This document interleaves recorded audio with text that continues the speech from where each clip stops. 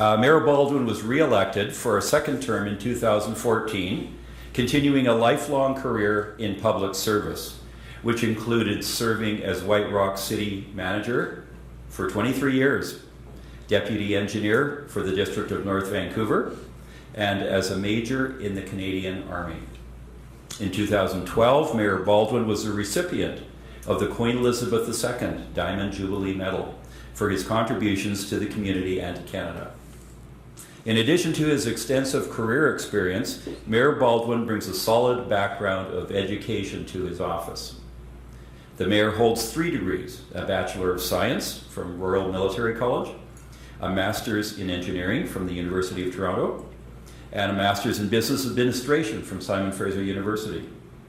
Community involvement has always been important to Mayor Baldwin. He's a Rotarian and past president of the White Rock Rotary Club, and is a Paul Harris Fellow. He has served as board member and vice chair of the Peachars Hospital and Community Health Foundation, and for many years was involved in youth sports, both as a coach and as an organizer. He and his wife Jane have 3 adult children and 9 grandchildren, all of whom reside in White Rock and South Surrey. Ladies and gentlemen, please help me welcome Mayor Baldwin.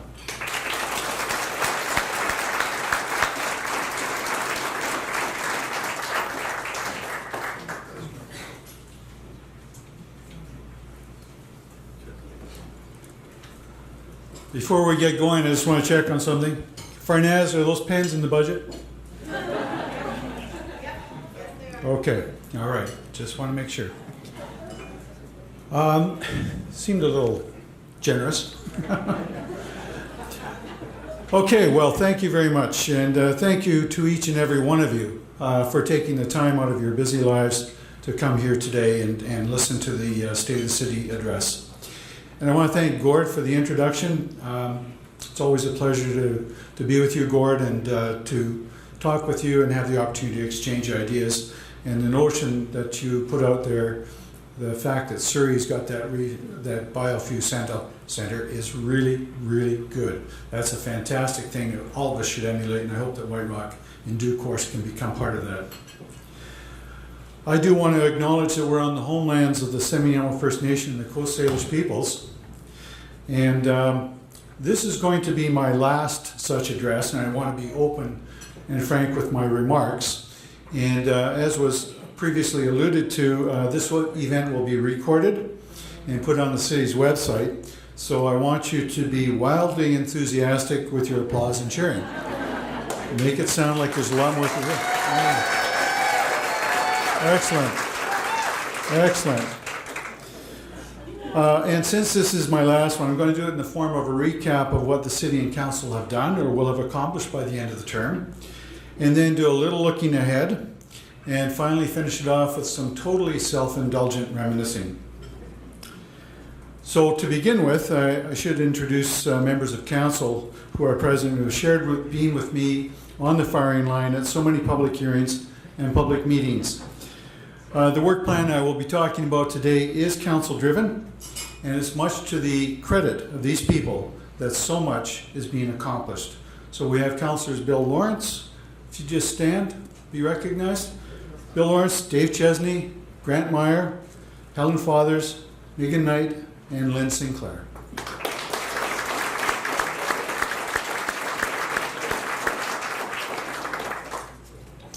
We also are graced with the presence of our MLA, Stephanie Cadieux. Stephanie, always great to see you. Our MP and former Mayor, Gordon Hogue, and former MLA.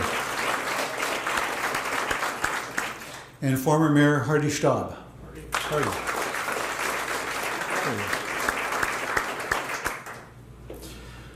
So some people have some real difficulty in accepting and dealing with change. But the ability to adapt and change is one of the primary ways that we are successful as a species. And as Socrates so famously said, the secret of change is to focus all your energy not on fighting the old, but on building the new. The city was at a bit of a crossroads a few years ago with nowhere to expand in terms of land. We are definitely hemmed in.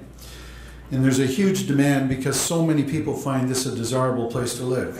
And there's really only one answer, and that was to densify and go up rather than out. Not wanting to see the densification extend into the single-family zones, Council worked at confining it to the higher density apartment zones. In approving these development proposals, Council had to consider what would be appropriate not next year, not in 10 years, but what should be there 50 years out. Clearly, replacing wood frame or concrete block 1- and 2-story buildings with more of the same was just not going to accomplish anything by way of densification or renewal. Now, unfortunately, when you're doing an urban makeover on a pretty large scale, there's going to be a lot of disruption. That is unavoidable. Clearly, 2 years of noise, dust, and traffic barricades is not what people want to see. And so this transition period is extremely hard to deal with for our residents and our businesses. However, when it is finally completed, the end result will be amazing. Now, at some point, something had to change.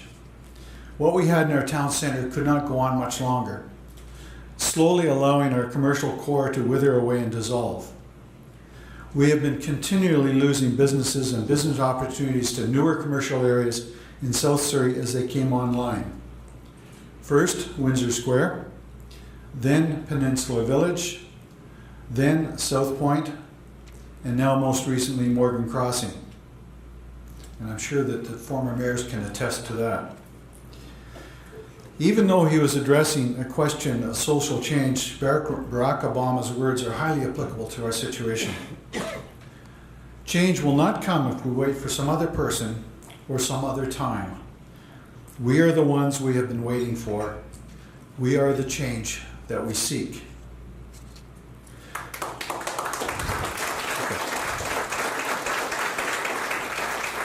This is going to be good on the broadcast. Great, keep it up. So let's review what has been or will be accomplished in this past year to the end of term in November. The OCP review, or the Official Community Plan Review, was initiated in 2015. To say that we did not rush into it is a bit of an understatement. It was finally adopted at the end of 2017 and has set the stage for renewal of the city and our transformation from the 1960s to 2045. Through this process, community engagement was absolutely paramount. Numerous open houses, workshops, and public meetings were held, which led to over 1,500 distinct interactions with residents and businesses during this process. Now, of course, not everyone agrees with the final result, but that is an expected outcome when you are dealing with change on a large scale. And as George Bernard Shaw said, progress is impossible without change, and those who cannot change their minds cannot change anything. The zoning bylaw review is now underway, and we expect to see completion of the first phase by the end of this year. Through this process, some of the key items being reviewed include improving access to childcare facilities, ensuring White Rock is a leader in providing electric vehicle charging infrastructure in new developments, and considering a limited, managed approach to recreational cannabis sales. The first major infrastructure project done in East Beach area since White Rock split from Surrey is the East Beach Neighborhood Infrastructure Project. This $5.8 million project began in 2017 and is providing a large portion of the East Side community with upgraded sewers, drainage, water lines, curb and gutter, sidewalks, and paved streets. Completion is scheduled for this summer. The work is all being paid for from capital reserves and was done in accordance with our sanitary and sewer drainage master plan and the 2014 strategic transportation plan. Now, as you know, the $6.3 million Memorial Park revitalization, including the pier washroom replacement, is well underway. And we're looking at completion this fall of the western portion and completion of the eastern portion early next year. Public consultation on a revised plan commenced in early 2016. Many public meetings and open houses were conducted through the various stages of the process to get public input. Approval was sought and ultimately received from the property owners of Burlington Northern in mid-2017. The stage was set for the project, and the project was tendered and let in order to commence the week after Labor Day. But you may recall that in an unprecedented move, on the eve of construction, the Semiahmoo First Nation asked for a separate consultation process before work commenced. We subsequently found out that the consultation wasn't just with the Semiahmoo First Nation, as White Rock is claimed by 17 First Nations, with particular interest from the Stolo, Tsleil-Waututh, Tawasin, and Katsi First Nations as well. To say we were taken by surprise on their claims would be a huge understatement. Regardless, originally it was planned that the project would be completed by now so that it could be used for summer events, but since that is not possible, as an interim measure, the summer concert series and all other summer special events will be moved to East Beach and Five Corners, where a very resilient and resourceful staff.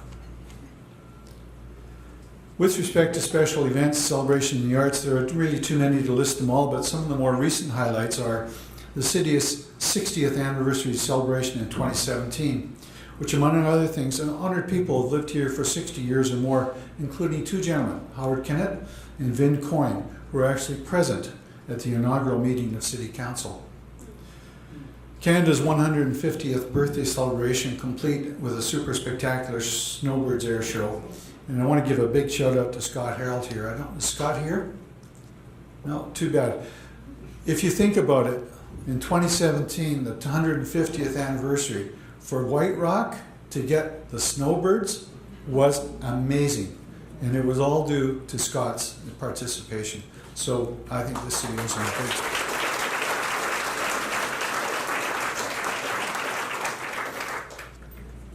So there were stage shows, fireworks, and an original play by the Peninsula Productions, The Sea of Stories, which was really something else. The TD Canada Concerts of the Pier, coordinated by the City of White Rock, the BIA, and the TD Bank, were a huge success in 2015, 2016, and 2017, and promised to be even better in 2018. And at this time, I want to give a big shout out to our partners, the BIA, the primary event sponsor, the TD Bank, and particularly Bob Bazubiak. So Bob and Ernie Klassen, if you would just please stand and be recognized.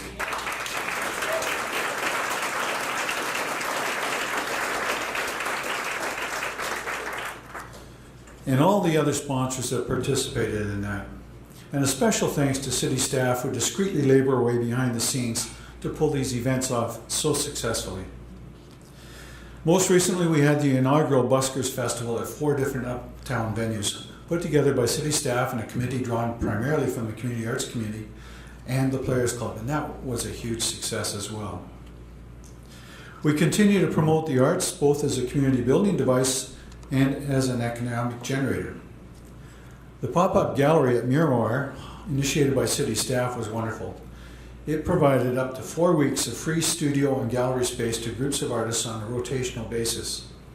And it operated for almost 2 years. In light of its success, the city has leased another location in Central Plaza, which will be open soon. The city is actively looking to acquire permanent space on Johnson Road in one of the new developments so that this opportunity can be provided to artists indefinitely. Other initiatives that are continuing are the Master Artist in the Library program, which is sponsored by the Friends of the Library. And this program provides a stipend for up to 16 artists per year to set up in the library in 2-day stints where they work, interact with the public, and display their art. We have the 2-month-long Festival of the Arts, the Get Real film series, and the Art and Display series in partnership with Semiahmoo Arts. Over the past 2 terms, the city has focused on public art and has set up a specified annual budget allocation for this purpose. The most striking examples of this new policy are the sculptures of the Passenger in front of the museum and the Infinity Cycle at the corner of Oxford and Marine. These two are soon to be joined by the Coastal Cradle in Memorial Park and a statue in the proximity of the hospital commemorating the contributions of the Women's Hospital Auxiliary to the community. Now, I want to reassure people, particularly those who live on the hillside, that the work to put the train whistles out of business is about to begin, finally. This total project cost is $6.4 million. and most of that is being covered by the federal government and the Burlington Northern. We have the city and the federal money in hand and are just waiting for the Burlington Northern, as they have to do all the sensing devices and electronics. Additionally, we have to undertake consultation with the First Nations before we get underway. At this time, completion is estimated to be the end of 2019. It'll go in stages though. We started talking about rail relocation in 2013 after the Lac-Mégantic disaster, fearing that something similar could occur on our winding, twisting waterfront between the border and the Nikamekel, prompted the White Rock Council to lead the charge and have the route changed. The cargoes transported by the Burlington Northern have gradually morphed over the years from relatively benign loads of wood and grain to cars of chlorine and hydrous ammonia, liquid petroleum gas, hydrochloric acid, styrene, and even train loads of the highly volatile Bakken crude that blew up in Lac-Mégantic. We have been told by the federal government that in order to invoke the Railway Relocation and Crossing Act, we must first undertake an economic and alignment study at a cost of about $900,000. Both Surrey and White Rock have agreed to our joint 1/3 share of the cost, and thanks to Liberal MP Ken Hardy and our former MP Diane Watts, the federal government has stepped up for their 1/3 share, but the province has not. Our MLA Tracy Reddy's has been extremely diligent and forceful in our quest to get them committed, but with only a lukewarm response so far. We hope to change that. Due to the fact that this relocation will be a shorter and more economical route, we have a uniquely positive solution to offer. No other realignment has shortened the route or shortened the time. They've all caused rails to go around cities or around obstacles. This is going to shorten it. We have been consistent in our point that it is not a question of if a disaster will happen, it is only a question of when it will happen. The 4-story, 180-stall parkade, which has been planned since the early 2000s, is well underway. This $10.3 million project, which will feature the latest technology in terms of parking availability, parking stall counters, security cameras, and public art, will be completed by the spring of 2019. So when you drive down Victoria or up Vital, you'll be able to see a counter that says X number of spaces left, so 50 spaces, 70 spaces, or full. And that'll help people a lot. It has not been possible to construct the parkade before now, even as been planned since 2003, simply because the will and the money were not there. However, by virtue of the community amenity charges taken from developers in the town center, thank you very much, Park, the project financing has been done without relying on property taxes or even pay parking revenues. Besides fulfilling the long-standing promise to the Marine Drive business community, the parkade will make the city less reliant on the Burlington Northern leased land for parking and may even allow us to set aside some parking for employees of the businesses. The lack of parking and its costs is a barrier to employee hiring and retention on the waterfront, and this could provide some relief in that respect. And for those of you who don't know it, everything south of Marine Drive is owned by the Burlington Northern. So we lease everything from them. With the help of the Peace Arch Hospital and Community Health Foundation and the White Rock Firefighters Charity Fund, the city is in process of completing the All Abilities, All Ages Playground in Centennial Park. I want to particularly thank White Rock firefighter Evan Bird, who initiated the notion of an All Abilities, All Ages Playground, the White Rock Firefighters Charity, who supported it, Myra Merkel, who led years of fundraising for the annual princess parties. Myra, stand up. There she is. And Stephanie Beck of the Peace Arch Hospital and Community Health Foundation that contributed a major part of the money for this $950,000 playground. Stephanie?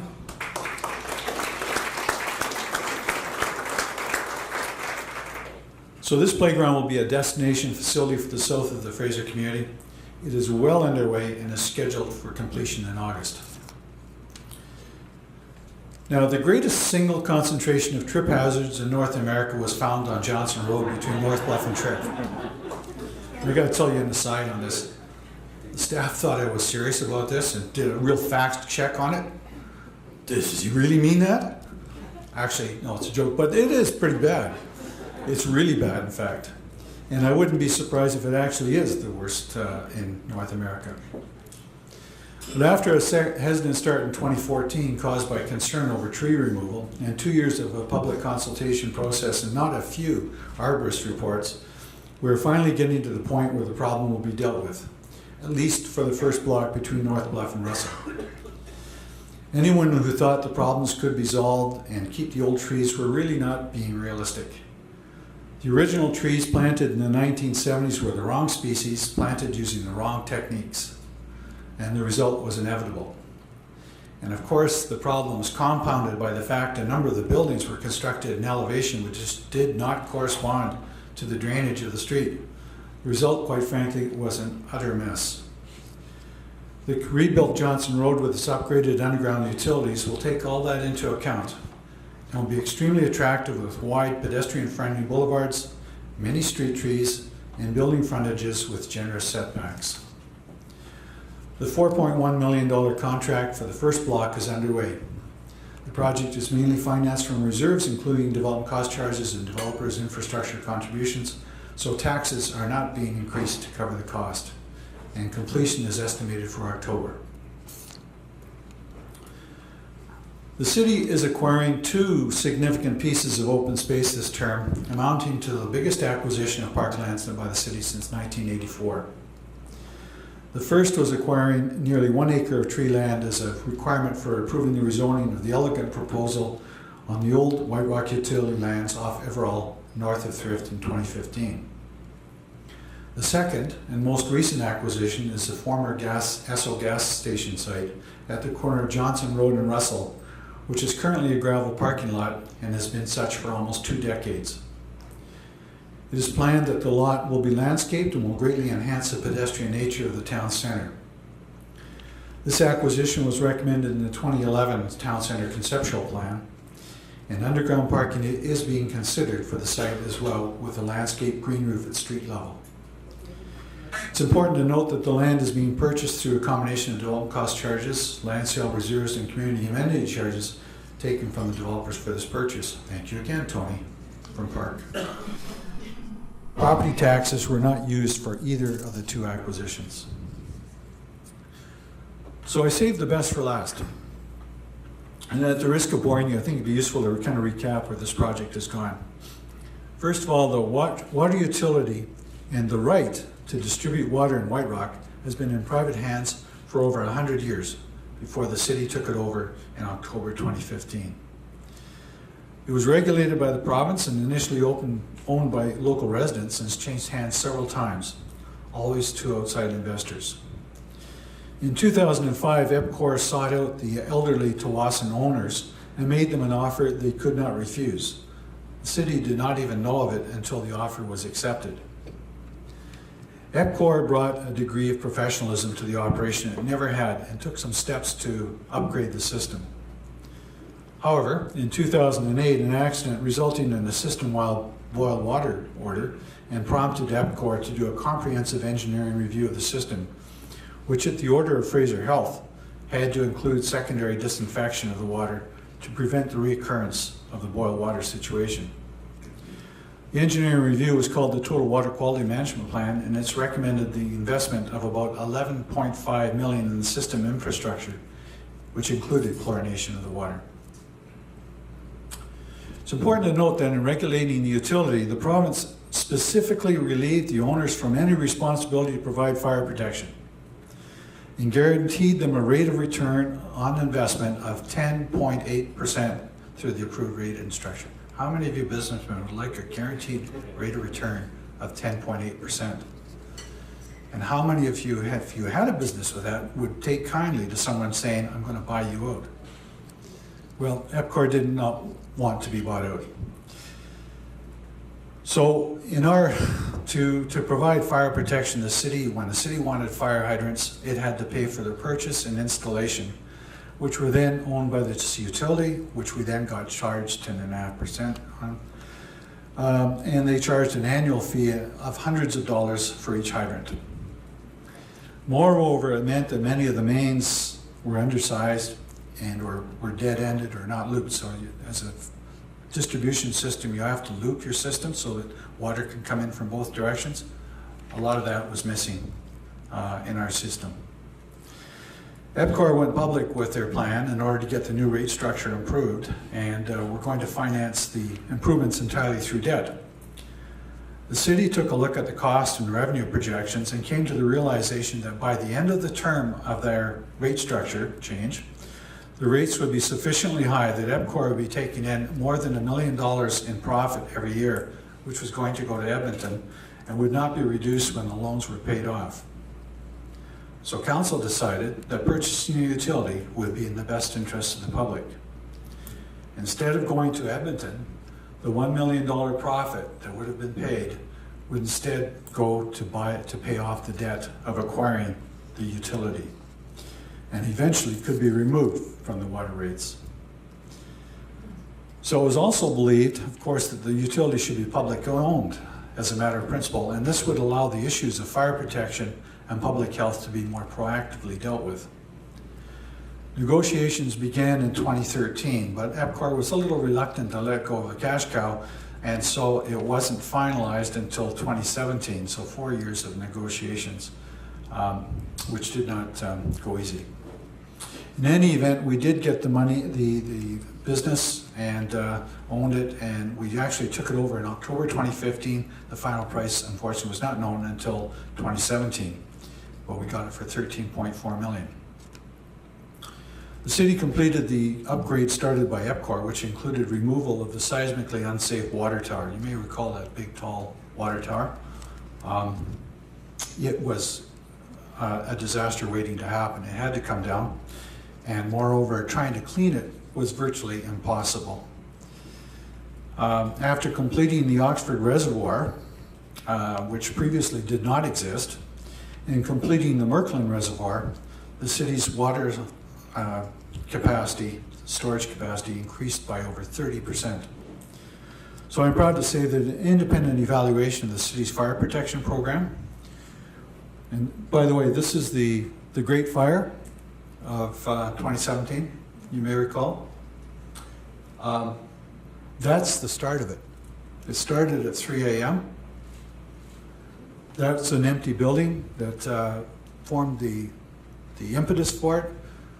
Next door was the occupied 3-story structure. Thanks to the operations of our fire department, no one was hurt, no one was killed, and they all got out alive. So that was pretty remarkable. That was one hell of a blaze. So we had, that was a big fire. We did an independent evaluation of our fire protection program, includes our water supply, fire safety control, and fire service communications in 2018 through what's called the Fire Underwriters Survey. As a result of that survey, City of White Rock jumped from a rating of 4 on a scale of 10, which is pretty normal. That's where most cities are, to a level 2 rating.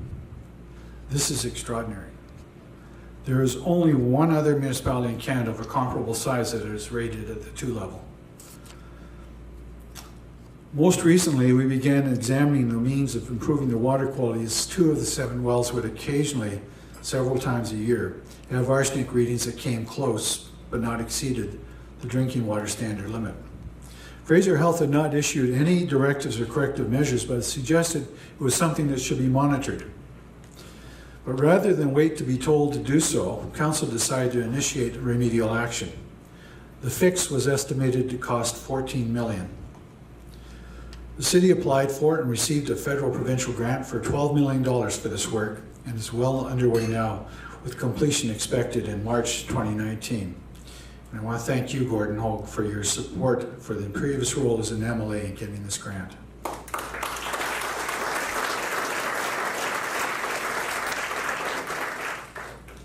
Finally, there's been some public questioning of why we did not just join Metro for water supply. So let me very quickly and simply explain it this way. No matter what, we first had to buy the utility. Without that ownership, you cannot distribute the water in the city. Next, no matter what, we had to upgrade the storage and distribution system. Even if we joined Metro, that didn't matter, we still had to do it. That fundamentally left comparing the cost of arsenic and manganese treatment at a net cost of $2 million after grants in a time frame of 2 years, with the cost of joining Metro at $30 million in a time frame of 4 years, plus a $2 million increase in our operating budget to buy the water. It's a no-brainer. So it was not a hard decision to make. So what does the future hold? Frankly, a lot of that depends on the results of the November election of council. But regardless of who is elected, there are some certainties that you cannot change and you can absolutely count on. First of all, the city is in great financial shape. There are solid reserves for infrastructure replacement. Our only debt is through the water utility, and we're paying that off through the rate structure. Additionally, by the end of 2018, we're forecast to receive $21 million in community amenity charges from developers, with the potential of more to come. Now, our annual tax revenue is about $20 million, so that's the order of magnitude. In other words, we get 1 year free to provide amenities to our community from the developers.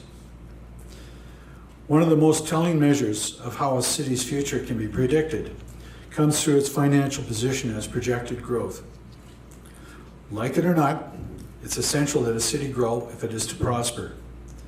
If the growth is stifled or stunted, that would be the start of a decline.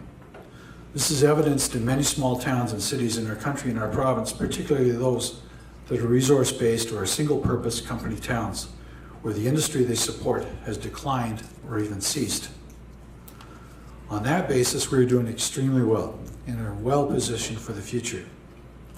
The construction value of our building permits in 2015 were $137 million.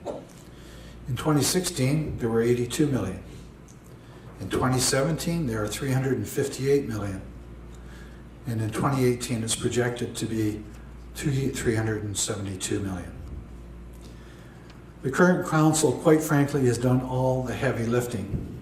And the next council will be able to receive all the accolades, attend a whole whack of ribbon-cutting events, and start off with an excellent financial position.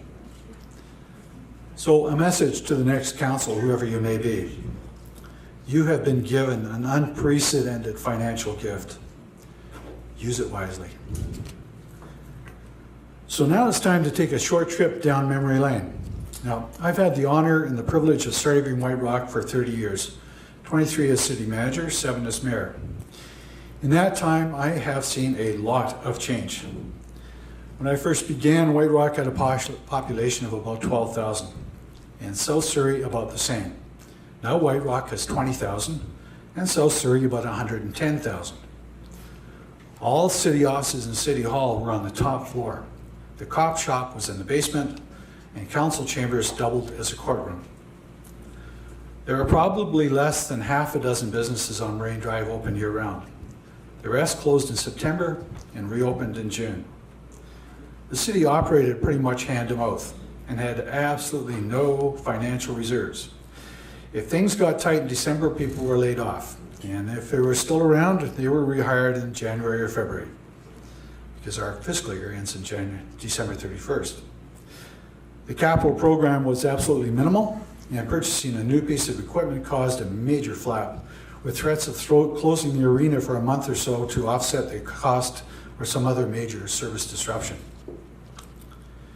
Since we had an election of council every year, and the terms were only 2 years, so half would go 1 year, half the next year, there was no long-term or strategic planning to speak of. So as city manager, one of my responsibilities was to try to look ahead 5 to 10 years. It was simply not practical to do otherwise. So I thought I would share a few of the more significant things that were undertaken in those years and give credit and recognition to some of those who had a significant role in making them happen.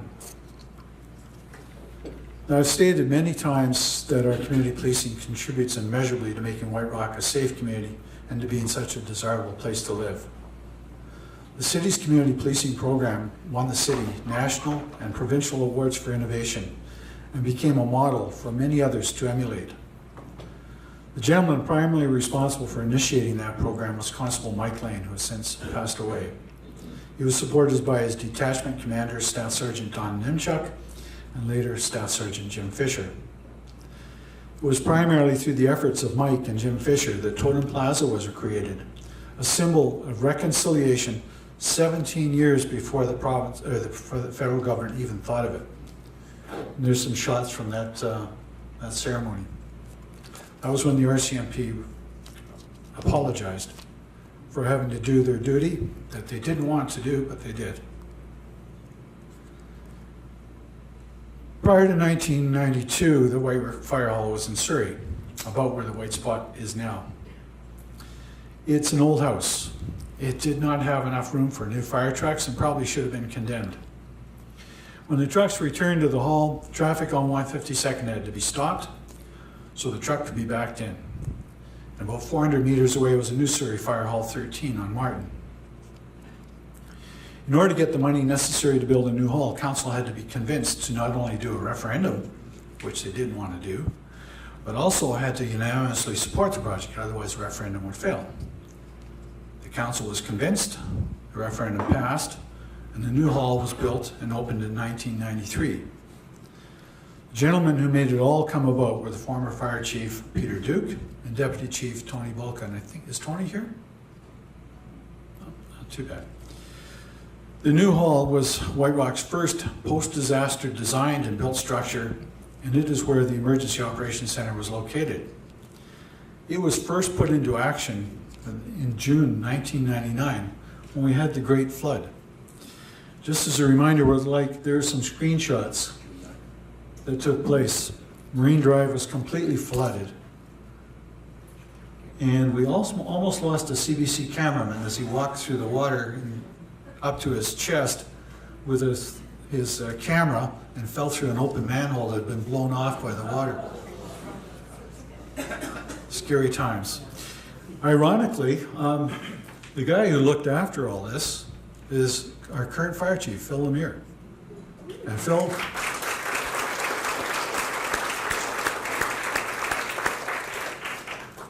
was the only one left around at that time. The rest of us were out of town, cleverly. We did arrive a little bit late. Phil had already taken care of it, but we took the credit for it. So, belatedly, Phil, thank you so much for doing that. Great job.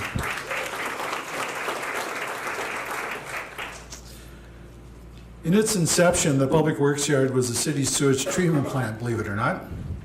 It provided secondary sewage treatment complete with sludge drying beds for many years until White Rock joined Metro. That was a joy for the community, I'm sure. Subsequent to that use, it became our works yard, and the old sewage plant building was the home of the city public works staff. Park staff worked it out of the Centennial Arena. A plan to amalgamate all public works and parks functions under a single roof was created, and council approved a project to build a new structure in the works yard that incorporated parts of the old building, the sewage settling tanks that were still on site, and the latest building design features. So it's kind of cool, actually. The sewage tanks actually provided water for the toilets and for watering the plants and that sort of thing. And everything was circulated. It's got a green roof. It's got special windows and so on. So it was really something special, or still is something special. Two gentlemen, Greg Scott and Doug Stone, put this plan together in 2003, gave White Rock the first gold LEED standard building in the province. Well done. Doug is here today. So Park is going to be our first gold LEED standard residential building. Goes well with this one. Looks better, but it goes well with it. Aside from the pier and the rock itself, the most iconic site in the city is the promenade. Now, in 1985, I noticed there was an extraordinary amount of foot traffic along the tracks. It seemed to me that despite the fact that there are only about 4 trains a day, this is a pretty unsafe situation. So I called together the relevant senior staff of the day, Doug Stone, and our consultant planner, Dan Janczewski, and asked them to come up with a project to build a walkway beside the track to encourage people to get off the tracks. Together, they came up with a plan to build a very attractive walkway with an interlock paving surface that looked great. We took this to council for consideration and initially received a kind of a lukewarm response, but the notion of improving public safety ultimately won council over. When the project was first publicized, the public feedback was overwhelmingly negative. The cost, about $100,000, was far too great, and there was strong reaction to ruining the natural beauty of the waterfront and the adverse effects on the ecology. People don't like change. However, due again to the public safety aspects, council stayed on board and approved the project. When the first short section was completed, the public protest transformed into a call to continue the work. Why did you stop? And so council was encouraged to continue building the project in phases to the same high standard over the next 4 years. The work continued under the supervision of Doug Stone and our then Parks Superintendent Merv Hart. Merv was the landscape designer behind the whole project, and his initial landscape design has stood the test of time for more than 30 years. Unfortunately, Dan Jancheski passed away a number of years ago, as did Merv Hart, but Doug Stone and Merv's wife Bev are with us today and surely deserve a huge round of applause for this iconic piece of work.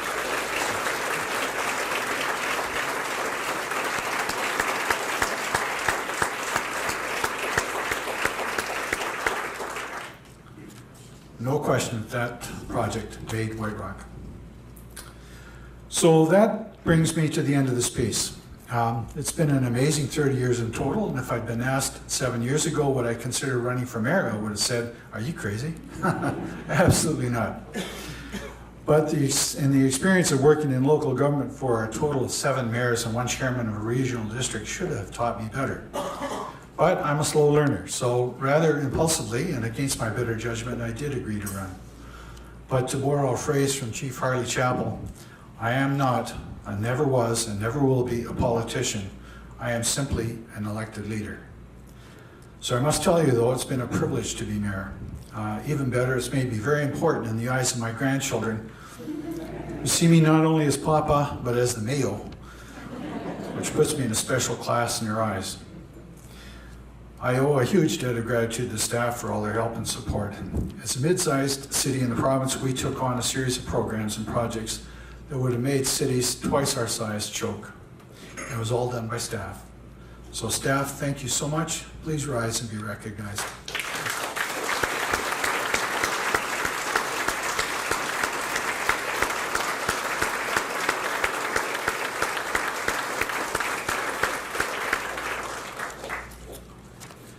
I'd also like to thank the Chamber for hosting this event. You know, you do a great job in this community, and for the businesses in it, we would not be the same community without you and what you've done for us. Also, thanks are in order to our Manager of Communications, Farnaz Farouki, and my administrators, Chris Magnus, for all their help in putting this event together.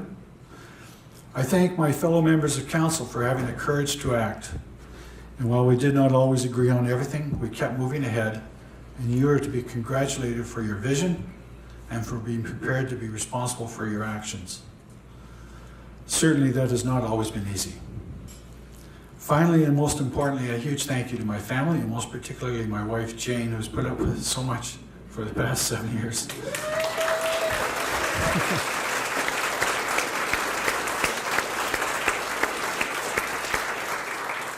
Especially the last 4. Your unwavering support and help has really made this work. It would not have been possible without you by my side and your help. Thank you.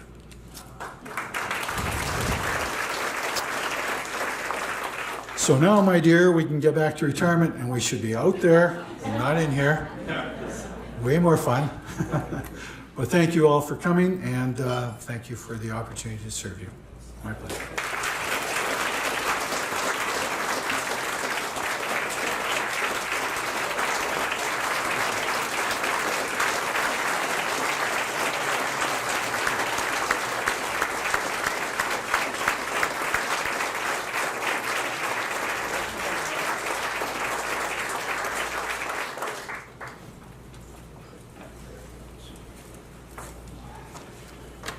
Now you have me. For anyone that has driven and walked through White Rock, you can't help but notice all the construction that is going on.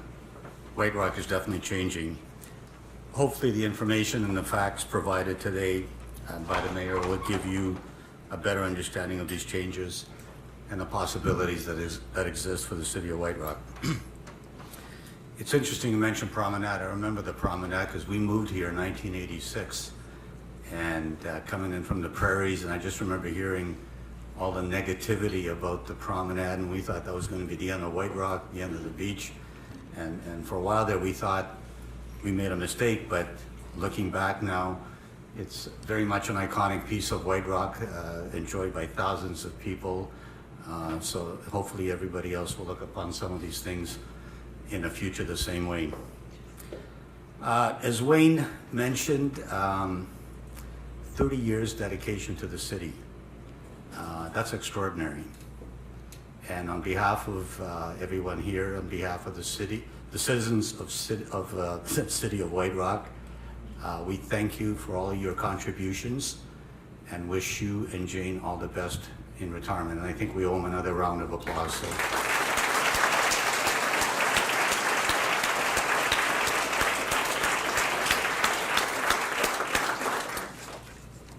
Okay, a couple of quick things down here. This event is being put on by the South Surrey White Rock Chamber of Commerce, and some of you, most of you probably have heard that Cliff Annable, long-standing executive director of the Chamber, almost 7 years, has recently announced his retirement. Where am I here? Cliff has been a longtime community champion and no stranger to many of you. He took over the leadership of the Chamber at a time he was facing some serious viability challenges. In fact, I think he worked for 1 year for $1. He completely transformed and rebranded the organization to what it is today, a viable and financially sound organization that champions the causes of local businesses. Whenever you find Cliff Annable at a Chamber event, you'll find his wife Maureen right behind him, making sure everything runs smooth. So on behalf of the business community, Cliff and Maureen, we'd like to thank you for all your dedication. Please stand up so we can give you a round of applause.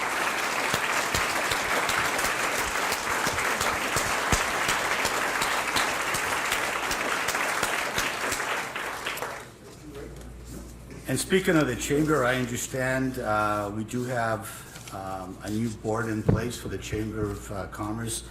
I know there's a lot of you, so we don't have much time to announce everybody, but could I ask the new board of the South Surrey Chamber to please stand up so we can acknowledge you?